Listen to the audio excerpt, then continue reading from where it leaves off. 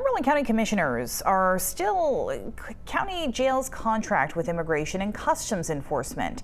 The latest developments center around what the legal obligations are, which, as Pearl Small shares, there are some significant disagreements over. The Maine Immigrants' Rights Coalition is organizing notes written by children from the Pilgrim Lodge to Maine's new immigrant population. It's one of many efforts the group is using to ease some of the fear in the community. People are scared of institutions that are supposed to keep them safe. Mufalo Chittum is the executive director, and just a night before this, she was speaking at a Cumberland County Board of Commissioners meeting. You are sitting in places of power. History will remember each one of you. The meeting was held in response to a community push for the Cumberland County Jail to stop holding ICE detainees and abandon its contract with the federal agency. Sheriff Kevin Joyce says the commission can vote to get rid of the contract, but the only thing that would change is the county then would not be reimbursed for the cost of holding ICE detainees. Well, that puts financial pressure on the property taxpayers.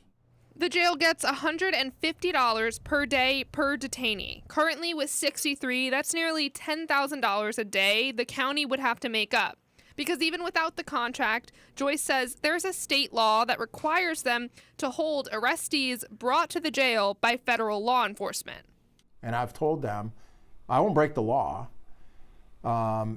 because if I break this law, what other laws is okay to break? You have the same obligations if you do decide to do so.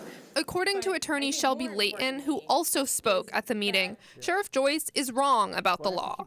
Layton says the law only says jails must treat federal inmates equally to other prisoners.